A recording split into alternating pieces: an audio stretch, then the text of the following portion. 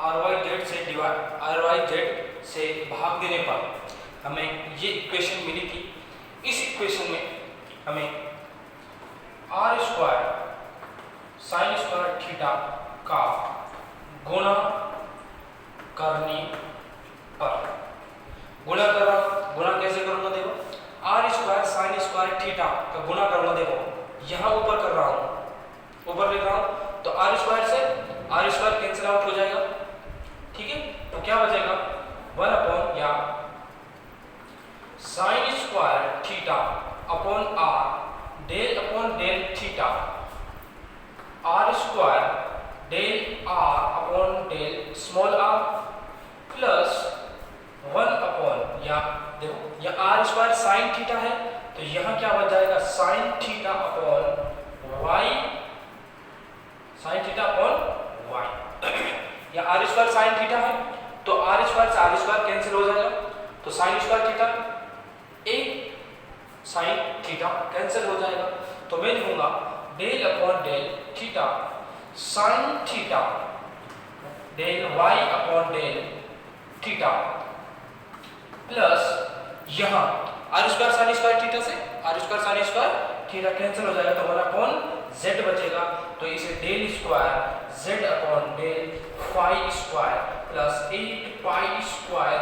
Mu upon h square e plus z dash e square upon r बचा रह जाएगा equal to, sorry यहाँ भी तो मल्टीप्लिकेशन होगा किसका r square sine square theta का, तो जब मल्टीप्लिकेशन होगा तो 8 pi square mu r square sine square theta e plus z dash e square upon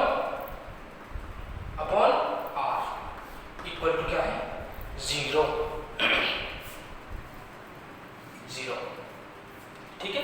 अब क्या कर रहा हूं मैं देखो, इस टर्म को इधर लिख रहा हूं, तो कैसे लिखूंगा देखो, सारी ऐसे कैसे उतार रहा हूं देखो, r del upon del theta r square del capital R upon del small r plus sine theta upon y del upon del theta sine theta del y upon del theta plus ये रही term 8 pi square mu r square sine square theta upon h square e plus z dash e square upon r equal to क्या है 1 अपॉन z del square z upon del phi square, यह है। अब यहाँ ध्यान से देखो, इस इक्वेशन में, इस समीकरण में जैसे आप नामकरण कर सकते हो, इस समीकरण को समीकरण नंबर 9 या 10 जो भी आया हो ये नाम दोगे, ठीक है, 9 या 10 जो भी है वो नाम दोगे। तो मेरे एग्जैक्टली ध्यान नहीं है कि लास्ट टाइम समीकरण नंबर कितने लिखी थी, तो 9 10 जो भी है आई थिंक 9 होगी, तो साइन स्क्वायर थीटा ये मेरी इक्वेशन थी। इसमें ध्यान से देखो, ये जो टर्म है और यहाँ ये जो टर्म है, इसमें दो वेरिएबल यानी दो चर क्या है, दाएं हाथ की तरफ है और एक चर हमारे सीधे हाथ की तरफ है। जब एक दाएं हाथ की तरफ और दो बाएं हाथ की तरफ है तो चाहे इन दोनों चर की वैल्यू या चर के मान कुछ भी हो, दोनों वेरिएबल्स के मान कुछ भी हो, वेरिएबल्स के मान कुछ भी हो, वो इस वेरिएबल के इस चर के मान के क्या होंगे बराबर होंगे। तो ये क्या है देखो माइनस है, देखो यहाँ प्लस था तो यहाँ क्या हो जाएगा माइनस में हो जाएगा। तो मैं लिखूंगा दो चर बाएं हाथ की तरफ है तथा एक चर दाएं हाथ की ओर। जब एक दाएं हाथ की ओर है और दो बाएं हाथ की ओर है तो जो इस यानी ये क्या है, ये दोनों चर इनके मान जो भी होंगे वो एक कांस्टेंट के क्या होंगे इक्वल होंगे। इस कांस्टेंट को यानी 1/z को अतः 1/, मैं ज्यादा थ्योरी नहीं लिख पा रहा तो बता सकता था, ये भी लिखवा सकता था कि इनके वैल्यू कुछ भी हो तो ये एक कांस्टेंट यानी स्थिरांक के बराबर होंगे, है ना। चीजें समझ लो थोड़ा सा, है ना। 1/z क्या है, del square z upon del del phi square, क्या है, del phi square equal to क्या है, 0, या सॉरी इसको, इस कांस्टेंट को क्या नाम दिया गया, माइनस एम स्क्वायर। जो कांस्टेंट है जिसकी वैल्यू इन दोनों चरों के योग के बराबर है, चाहे इन दोनों चरों के मान कुछ भी मान हो, तो उसको क्या होगा, माइनस एम स्क्वायर के इक्वल है। देखो ध्यान से, या क्या 1/z, z को ऐसे लिख सकता हूँ, देखो ध्यान से देखना, यहाँ नीचे लिखना है, यहाँ लिख रहा हूँ क्या, इसको del square z upon del phi square equal to minus m z square लिखा जा सकता है, बिल्कुल लिखा जा, z को यहाँ मल्टीप्लाई कर दिया, ठीक है। और इसको आगे क्या लिखा जा सकता है, del square z upon del phi square plus m z square equal to 0। इसी इक्वेशन को क्या कहा जाता है, फाई समीकरण लिख सकते हो। इस समीकरण को फाई समीकरण कहा जाता है। अब इससे पता लगा कि हमारा जो एक चर है वो पृथक हो गया। हम यही तो कर रहे थे, सेपरेट कर रहे थे चरों को, क्या कहते हैं, पृथक्करण कर रहे थे, ठीक है। एक चर हमारा पृथक हो गया। अब क्या करूंगा, यहां से इरेज करूंगा, ठीक है, यहां से इरेज कर रहा हूं, ठीक है। लिखने का तरीका तुम्हें पता है, वीडियो को पॉज करो और लिखो, लिखने का तरीका यही है। तो हमारे पास देखो, अब किसको अलग अलग करना है, थीटा और आर को पृथक करने के लिए या करने पर, दोनों को पृथक कैसे करेंगे, देखो यहां माइनस एम स्क्वायर की वैल्यू रखूंगा समीकरण 9 से, समीकरण 9 में देखो, समीकरण 9 ये रहा, देखो, ठीक है। ऐसे कैसे लिख रहा हूं, sine square theta upon are del upon del theta, r square del r upon del small are plus sine theta upon y plus del upon del theta, sine theta del Y upon del theta plus 8 pi square mu are square sine square theta upon H square E plus Z dash E square upon are, ठीक है। Equal to क्या है, minus, और यहां क्या था, ये minus m z square के इक्वल थी ये टर्म, सिर्फ ये टर्म, माइनस को इंक्लूड नहीं करना है, तो माइनस और माइनस क्या हो जाएंगे, प्लस, तो ये हो जाएगी एम जेड स्क्वायर, क्या हो जाएगी, एम जेड स्क्वायर। अब इस इक्वेशन को क्या नाम दे रहा हूं मैं, इस इक्वेशन को देखो, इसको 10 नाम दे देना, इस इक्वेशन को इक्वेशन नंबर 10 और इसको 11, ठीक है। अब या नाम मत दो तो भी कोई फर्क नहीं पड़ेगा, लेकिन हमारे काम नहीं आएगा, नाम मत दो। अब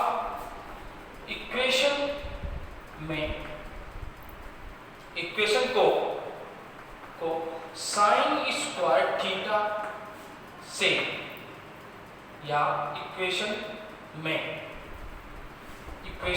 साइन स्क्वायर थीटा का भाग देने पर, क्या दे रहा हूं, साइन स्क्वायर थीटा का भाग दे रहा हूं, देखो इरेज कर रहा हूं, इसको क्या कर रहा हूं, इरेज कर रहा हूं, ठीक है। ये हमारे काम की नहीं है, ठीक है।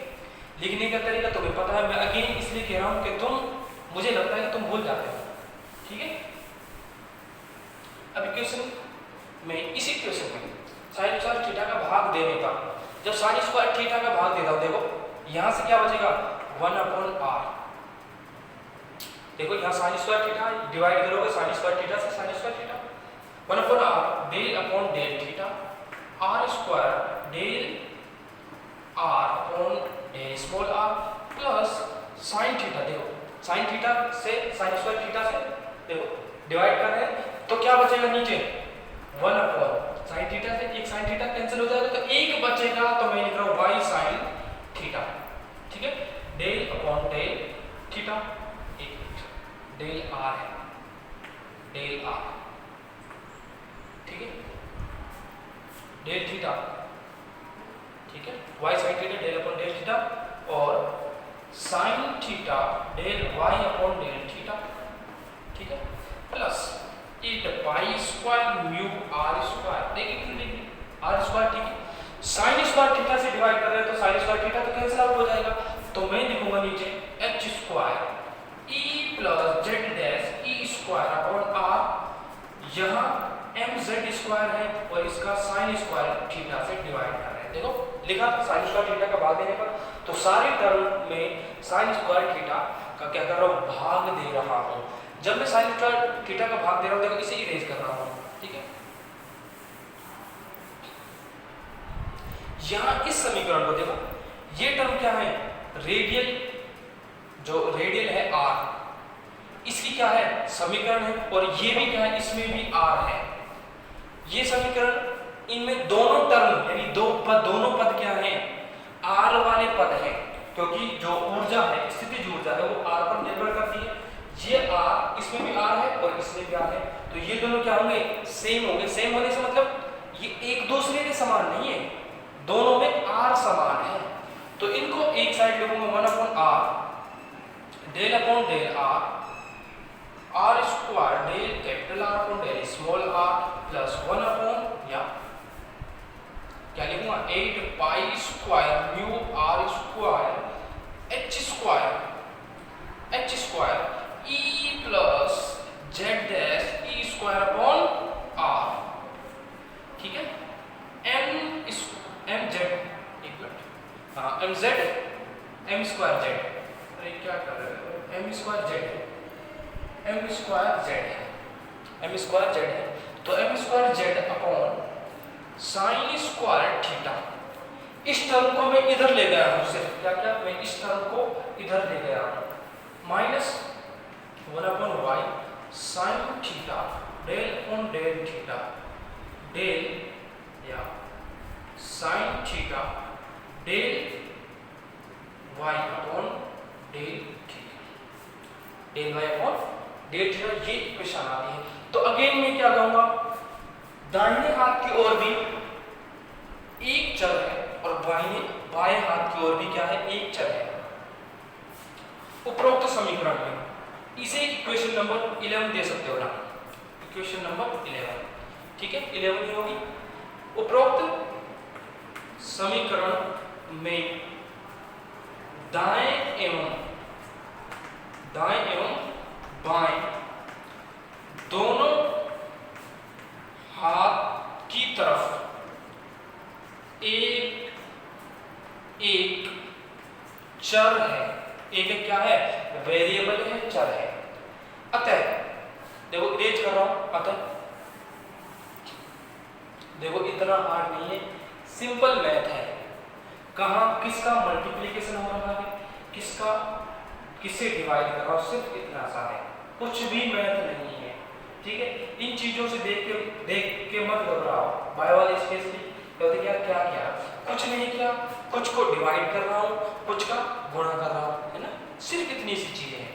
इन दोनों में दाएं दोनों हाथ की तरफ क्या है, एक एक चर है। अतः जो अपना चर है कौन सा वाला, ये चर है, इसको मैं क्या नाम दे रहा हूं, इस पूरे टर्म को मैं बीटा के इक्वल रख रहा हूं। अतः बीटा इक्वल टू, इसको क्या नाम दिया मैंने, बीटा इक्वल टू किसके, 1 upon are del upon del R square del capital R upon small are plus 8 pi square mu are square upon H square E plus Z dash E square upon are, ठीक है। ये किसके equal है, beta के equal है। जैसे मैंने minus M square रखा था, ऐसे ही मैंने बीटा एक नया कांस्टेंट रखा है।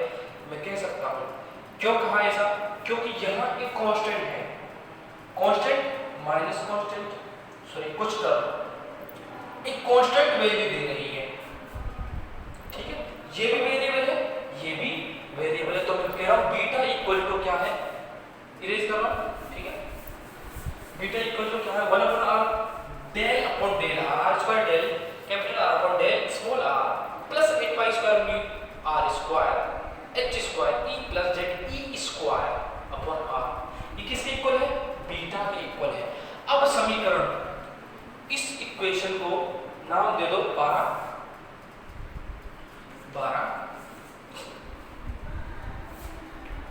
समीकरण 12 में कुछ नहीं कर रहा, कुछ का गुणा कर रहा हूं, कुछ का भाग दे रहा हूं, इनको सेपरेट करने के लिए, पृथक पृथक करने के लिए, चलो पृथक करने के लिए, r अपॉन आर स्क्वायर का गुणा करने पर या समीकरण 12 में r अपॉन आर स्क्वायर का गुणा करने पर, समीकरण 12 में r अपॉन आर स्क्वायर का गुणा करने पर, गुणा कर रहा हूं, देखो इसे इरेज करूंगा सिर्फ थोड़ा सा, ठीक है।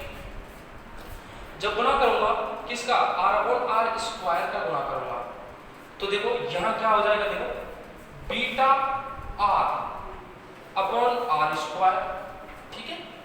देखो इक्वल टू, यहां कर रहा हूं, देखो ये क्या हो जाएगा, 1 अपॉन आर स्क्वायर हो जाएगा ना, देखो r ऊपर आर स्क्वायर स्मॉल नीचे, तो r से r कैंसिल हो जाएगा, तो डेल अपॉन डेल r, ठीक है, R square del capital R upon del small R, ठीक है, प्लस 8 पाई स्क्वायर म्यू, ठीक है।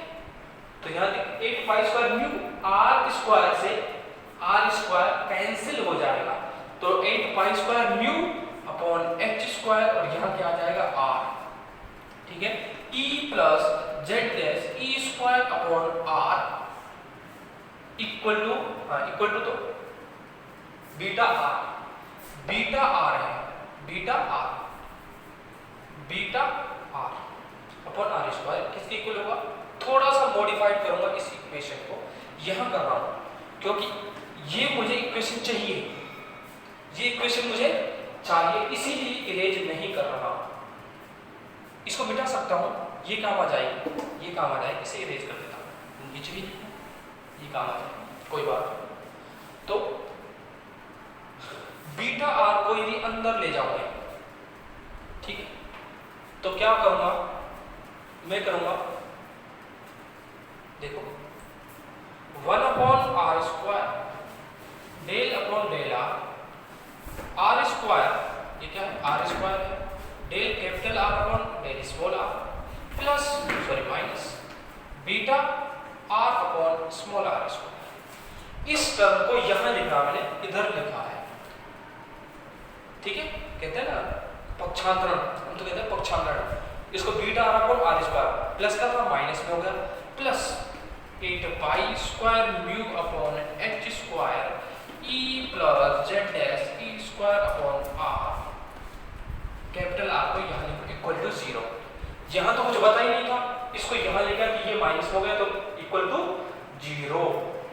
इस इक्वेशन को इक्वेशन नंबर 13 नाम देता हूं, this equation is known as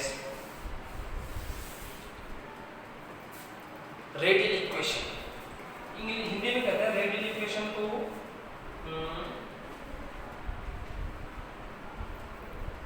radial ही लिखा हुआ है, यह समीकरण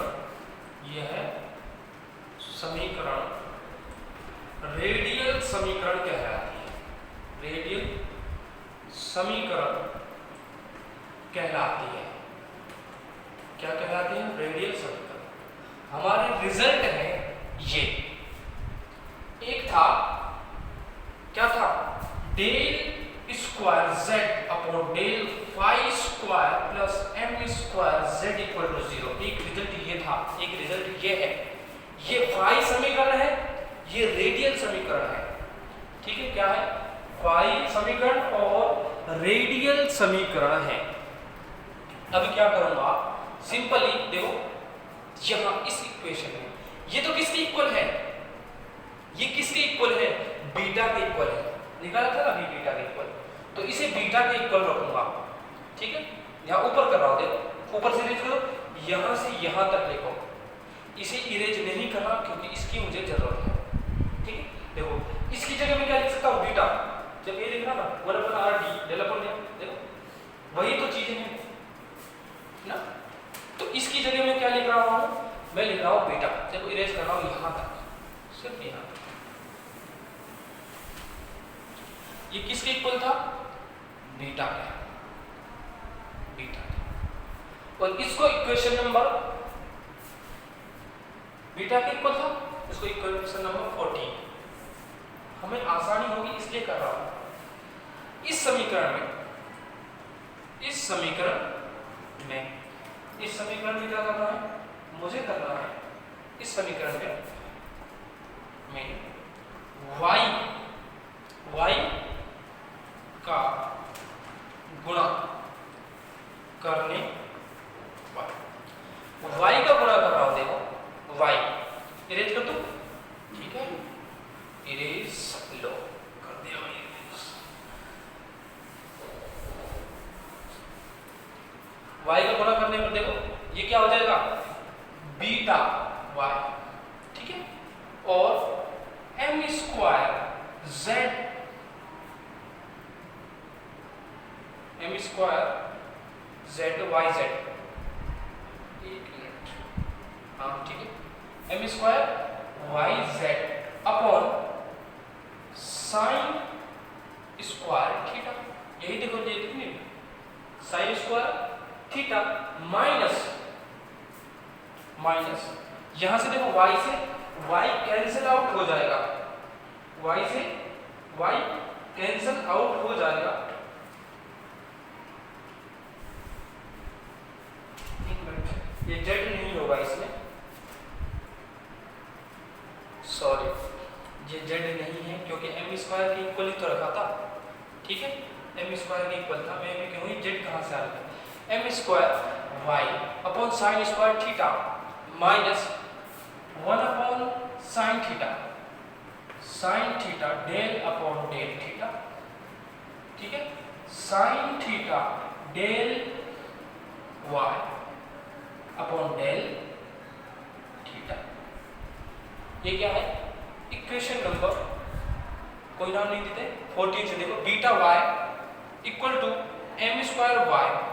मैंने z लिखा हुआ था लेकिन ध्यान दो ये किसके इक्वल था, only m square minus m square के इक्वल था, तो माइनस माइनस प्लस हो गया था। m स्क्वायर z नहीं लिखना है, थोड़ा सा देख लेना, beta y equal to m square y upon sine square theta minus 1 upon sine theta del upon del theta sine theta del y upon del theta. अब क्या कर रहा हूं, इस बीटा y को अंदर ले जा रहा हूं और मुझे ले जाना है यहां, तो मैं लिखूंगा बीटा y। ठीक है, या तो ऐसा करो इस टर्म को सारी को इधर ले आओ, है ना, क्या लिखोगे, beta y minus m square y sine square theta. ठीक है, प्लस देखो माइनस प्लस हो जाएगा 1 अपॉन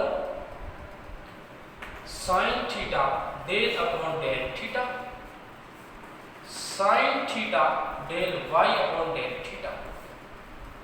ठीक है, अब सिर्फ इतना सा करना है, यहां से y कॉमन निकालना। देखो beta minus m square upon sine square theta y plus 1 upon sine theta del upon del theta sine theta del y upon del theta equal to 0।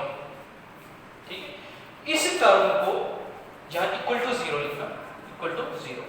इस टर्म को पक्षांतरण क्या इधर ले आया, बीटा y y का वही, ये माइनस हो जाएगा, ये माइनस का प्लस हो जाएगा, वही लिखा दो, beta y minus m square y upon sin square theta plus 1 upon sin theta del upon del sin theta del y upon del theta. ठीक है, मैंने y कॉमन लिया है, देखो y यहां भी है, यहां भी है, आगे लिख दो बाद में लिख दो, कोई फर्क नहीं पड़ेगा। ये इक्वेशन नंबर कितनी होनी चाहिए, 14।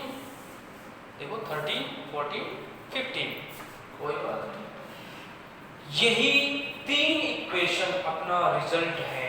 इरेज करो, देखो लिख लेना, लिखो जल्दी, वीडियो को पॉज करो और लिखो। इरेज कर रहा हूं, ठीक है।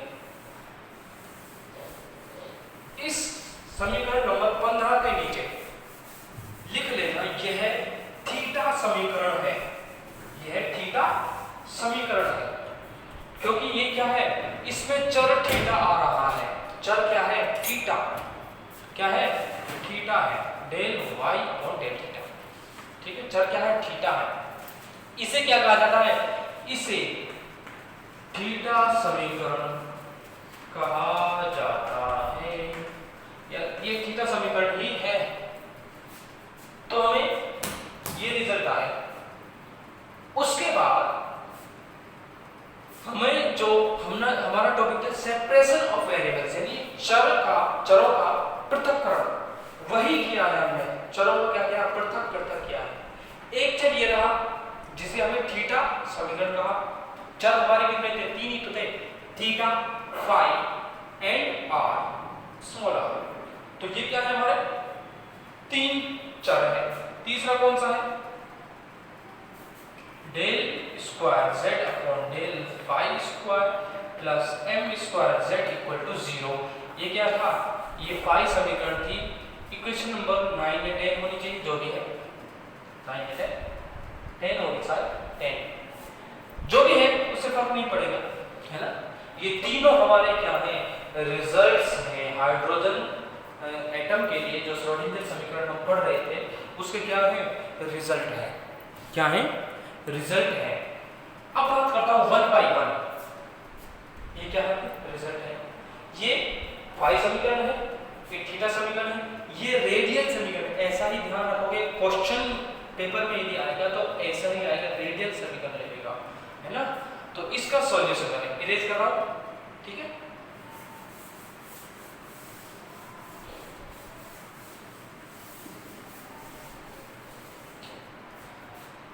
हेडिंग डाला छोटी सी, कंटिन्यू। फाई समीकरण का हल। फाई समीकरण हमें पता है, फाई समीकरण जैसे तुम्हें पसंद है ना नोट्स बनाने, तो नोट्स बनाने के लिए मैं लिख रहा हूं plus m square z equal to 0।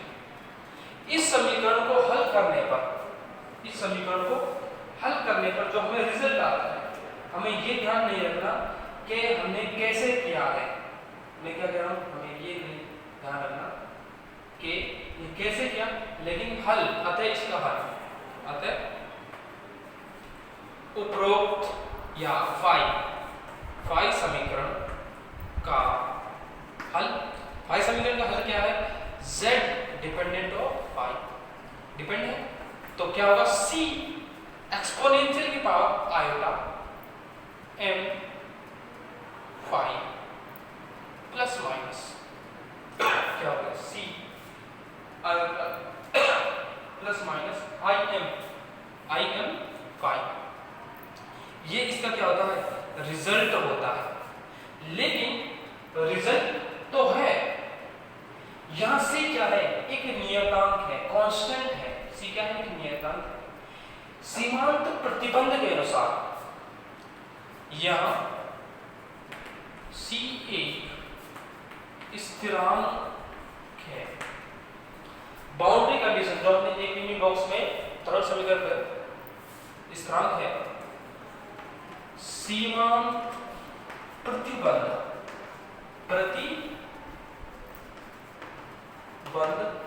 से z एकल होना चाहिए। क्या होना चाहिए, एकल, सिंगल वैल्यूड होना चाहिए। के लिए z का मान एकल होना चाहिए, z एकल होना चाहिए, क्योंकि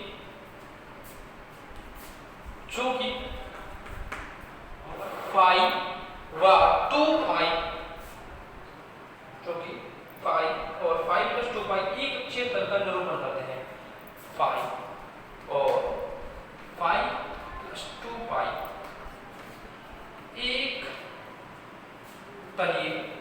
एक तल का निरूपण करते हैं। यदि निरूपण कर रहे हैं तो जो जेड फाई होगा उसकी वैल्यू होनी चाहिए या होती है, क्या होती है, एक्सपोनेंशियल या C exponential iota M phi equal to C exponential iota M 2 pi 5 plus 2 pi iota M 5 plus 2 pi होनी चाहिए। ये होते हैं जेड फाई इक्वल टू, ये रिजल्ट होता है, डायरेक्ट याद रखना है।